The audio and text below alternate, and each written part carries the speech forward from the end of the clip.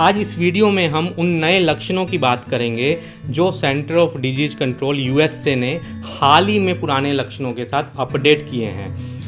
नए लक्षणों के आने का मतलब है कि लगातार हम इस मिस्टीरियस कोरोना वायरस डिजीज के बारे में नई जानकारियां प्राप्त करते जा रहे हैं। जैसे जैसे पेशेंट्स की संख्या बढ़ रही है, रिसर्चर्स को डाटा मिल रहा है स्टडी करने के लिए और हम अपनी नॉलेज को अपडेट कर पा रहे हैं ताकि कल को हम इसको और अच्छे से डायग्नोस कर पाएँ और कोई इसका ट्रीटमेंट ढूंढ पाएँ। यूएसए में बीमारियों पर रिसर्च करने के लिए सबसे अग्रणी संस्थान है सीडीसी, जिसे centre of disease control and prevention भी कहा जाता है। इनफैक्ट सीडीसी की दुनिया में standing as good as WHO है और कोविड-19 के केस में तो यहाँ तक भी कहा जा सकता है कि डब्ल्यूएचओ से ज़्यादा जानकारी सीडीसी के पास है। क्यों?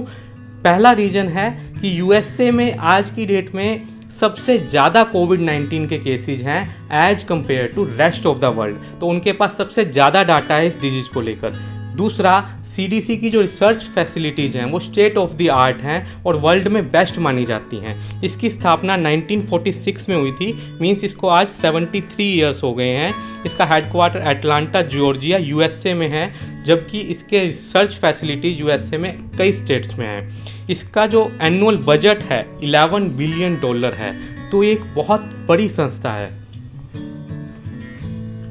अभी हाल ही में सीडीसी ने अपने सिम्टम्स की लिस्ट रिवाइज की है।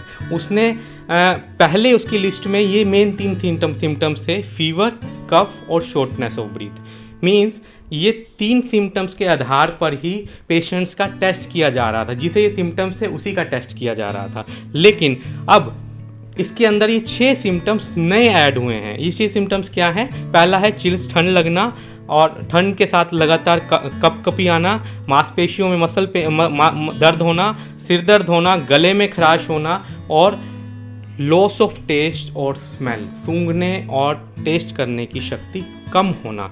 ये 6 नए सिम्टम्स अभी सीडीसी ने ऐड किए हैं। तो अब इन 6 और पिछले 3 को मिलाकर ये बेसिकली 9 सिम्टम्स हो गए हैं, जिसके आधार पर यूएसए में अब कोविड-19 की टेस्टिंग शुरू हुई है। और जो ये सिम्टम्स हैं, बेसिकली जो इंक्यूबेशन पीरियड है कोविड-19 का 2 से 14 दिन, इन्हीं दिनों के बीच में आने शुरू हो जाते हैं। और इसमें खास बात क्या है, रनी नोज को सीडीसी अभी भी अपनी सिम्टम्स लिस्ट में नहीं गिन रहा है, इसको बहुत रेयर केस में मान रहा है। और स्नीजिंग को भी सीडीसी अपनी सिम्टम्स लिस्ट में नहीं कंसीडर करता है। इसके अलावा सीडीसी ये चेतावनी दे रहा है कि ये जो लिस्ट है ये ऑल इंक्लूसिव नहीं है। इसका मतलब ये नहीं है कि कोविड-19 का कोई और सिम्टम किसी और जगह नहीं आ सकता, बिल्कुल आ सकता है। इसके ऊपर लगातार रिसर्च चल रही है और जैसे ही कोई नया अपडेट आएगा वो सीडीसी साथ साथ अपडेट करता चला जाएगा। अब आप कहेंगे कि ठीक है, ये नए सिम्टम्स ऐड हो गए, लेकिन इसका क्या फ़ायदा है? ये कोई बड़ी बात नहीं है। नहीं, ये बहुत बड़ी बात है। यूएसए की has instructed only those patients will be tested who are showing symptoms. Means जिनके सिम्टम्स आ रहे हैं सिर्फ उन्हीं के टेस्ट हो रहे थे यूएसए में, और कई लोगों को ऐसे लक्षण नहीं आ रहे थे और उनका टेस्ट नहीं हो पा रहा था। और बहुत सारे डॉक्टर्स भी कंप्लेन कर रहे थे कि हमें लग रहा है इसमें कोविड-19 पॉजिटिव है, लेकिन लक्षणों के पूरी तरह ना आने के कारण उनका टेस्ट नहीं किया जा रहा था। और अब ये जो एक्सटेंडेड सिम्टम्स की लिस्ट है, इससे क्लिनिकली हम ज़्यादा अच्छे से पॉजिटिव केस का अंदाज़ा लगा पाएंगे और हमारी टेस्टिंग को और बढ़ा पाएंगे। दूसरा क्या था, जो प्राइवेट टेस्टिंग लैब में फैसिलिटी अवेलेबल है, जो लोग अफोर्ड कर सकते हैं, वो बिना किसी सिम्टम के ही टेस्ट करा रहे थे। क्यों? क्योंकि कुछ एक केसेज ऐसे आ रहे थे जिनमें ये बताया जा रहा था कि ये 3 सिम्टम नहीं है, फिर भी पॉजिटिव आ गए। तो अब ज़्यादा हमारे पास लिस्ट आ गई है, तो हम इसका बहुत अच्छे से अंदाज़ा लगा सकते हैं।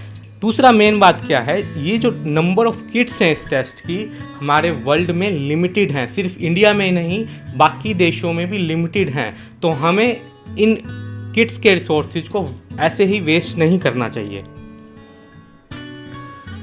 अब जो डब्ल्यूएचओ है दूसरी ओर, वो क्या कहता है, इसकी वेबसाइट के अनुसार जो सिम्टम्स इसमें दिए गए हैं वो एक चाइना में स्टडी हुई थी 56,000 केसेज पे फरवरी में, क्योंकि इतने केसेज फरवरी में चाइना में ही थे। तो उस स्टडी के हिसाब से 88% केसेज में फीवर पाया गया था और 68% केसेज में ड्राई कफ था और 38% केसेज में फटीग था और 15% केसेज में सोर थ्रोट और 33% में मुकस प्रोडक्शन थी और शॉर्टनेस ऑफ ब्रीथ 19% केसेज में थी। तो इसके आधार पर WHO ने अपनी सिम्टम्स की लिस्ट अपनी वेबसाइट पे अपडेट की थी, जिसमें मेन जो सिम्टम्स है फीवर, टायर्डनेस और ड्राई कफ। इसके अलावा अदर सिम्टम्स जो WHO बताता है shortness of breath and pain, sore throat and very few people will report diarrhoea, nausea and runny knows.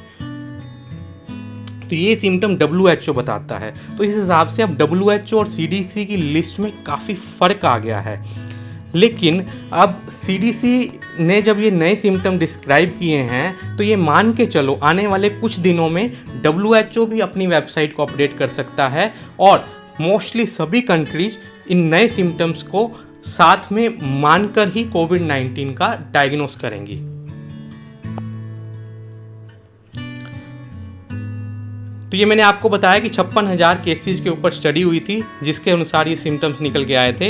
इसलिए फीवर, ड्राई कफ, फैटीग और shortness of breathe, in 4 symptoms को mainly WHO stress देता है।